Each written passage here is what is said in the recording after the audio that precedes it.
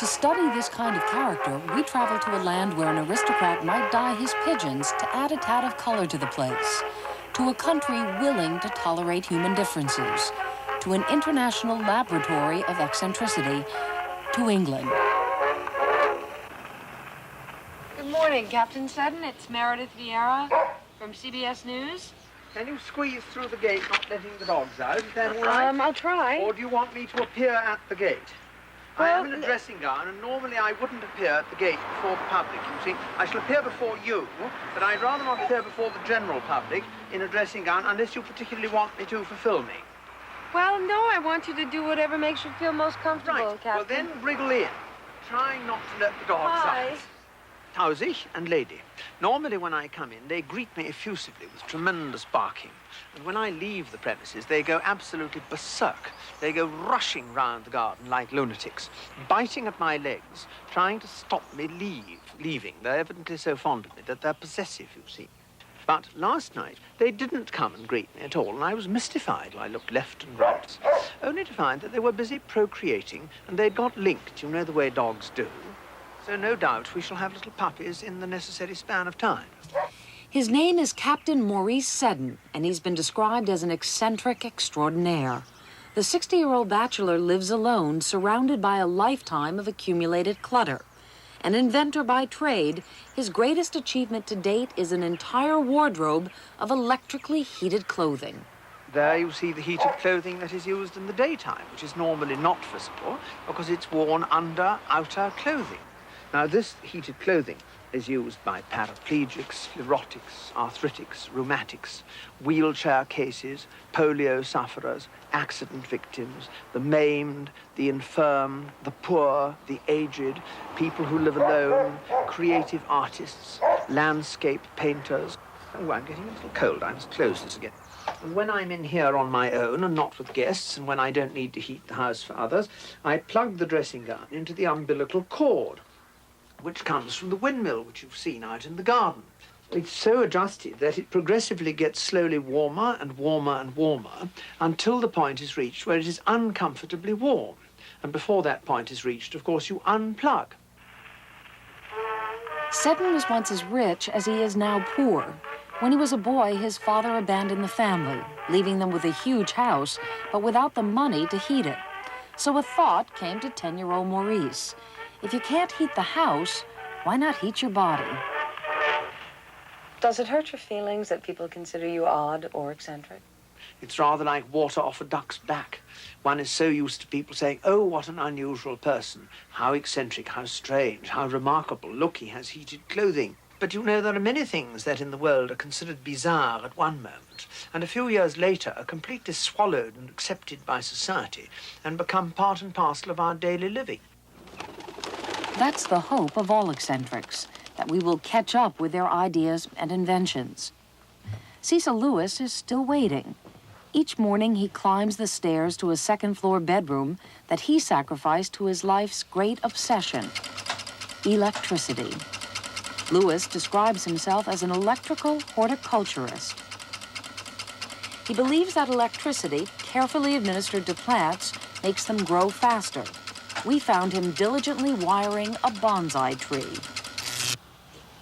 The idea came to him while visiting a friend in a psychiatric hospital undergoing electric shock therapy.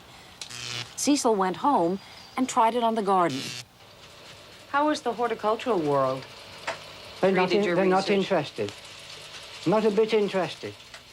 But Cecil is not a bit discouraged, not even since the accident, which sent 6,000 volts through his body, leaving him near death. After that, why would you want to go back to working with electricity? Because I love it. It's me, part of me. But it almost killed you. Yeah, well, that doesn't matter, does it? The English seem to treasure their oddballs and eccentrics, so much so that everybody wants to get in on the act. For instance, neither George Bailey nor his wife Marjorie is eccentric, but there is some question about their dog, Patch. How many threes in 21, Patch? 3 into 21? Will you subtract 2 from that number?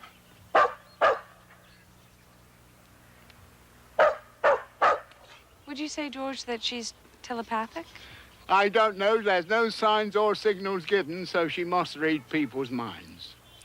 Patch, how many American women are here? No, women.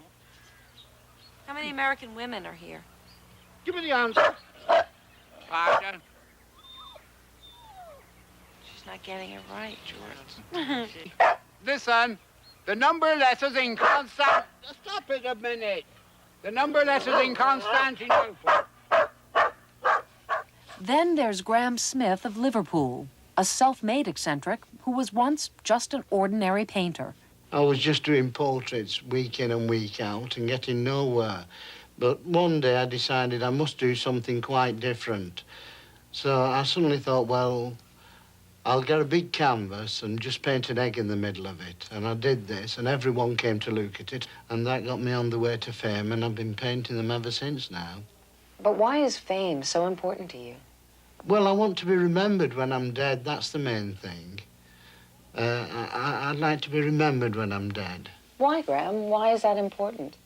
Well, I think it'll be easier for me to die. Maybe Graham is right. It is our quirks and peculiarities that we'll be remembered by, that'll give each of us some small measure of immortality and the restful sense that we won't be forgotten. Some people laugh at me, but that doesn't make any difference. I'm not bothered about them laughing. As long as they remember my name, Graham Smith, the egg and sausage artist. Lastly, we travel to northern England to meet a man who believes he was born at the wrong time and in the wrong body. He would have preferred life in the medieval age. Since his childhood in Sherwood Forest, Robin St. Clair has devoted himself to living the life of Robin Hood. A purist who once lived in the woods with a hand-selected band of merry men, Robin and his current maid Marian now reside in a modest trailer in the Lake District. What was it about Robin Hood that first appealed to you so much? I would say it was Robin Hood finding me appealing to him. I found such an affinity with Robin Hood when I was 7 years old. And I was determined even then that one day I would evolve a band of merry men to keep alive the traditions of Robin Hood, and I did that in the Woodpeckers. If his obsession has a focus, it is Errol Flynn's portrayal of the outlaw in the 1938 film The Adventures of Robin Hood. Greetings, Your Highness. Magnificent entrance, strodes in and plonks the deer straight in front of Prince John. With the compliments of King Richard, God bless him, says he. For the compliments of your royal brother, King Richard, God bless him. By my faith, which are a bold rascal.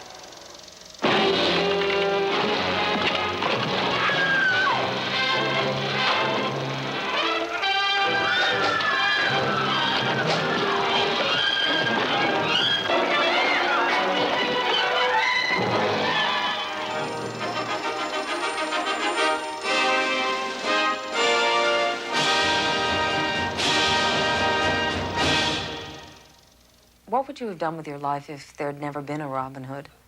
Then I would have created him. Why do you say that? I belong to a past age, to an English ideal, in the sense of chivalry, courtesy, and generosity. Oh my God, what it's so lacking these days. You pick up a newspaper, anything that's ugly, they'll print straight off. Why, for God's sake, can't they print something really good and decent? And there are a lot of damn human beings in this world, apart from the bastards. A lot of Robin Hoods, and they're all small fields, young and old. Decent young ones as well as decent old ones. I don't have a job. This is my job. Living the life and proving that Robin Hood did exist. And proving also there are many people like me who want to get back to a beautiful, romantic era of merry England. One man's eccentric is another man's kook. But in a world that bends to conformity, it's reassuring to know that somewhere in England tonight, Robin stands watch.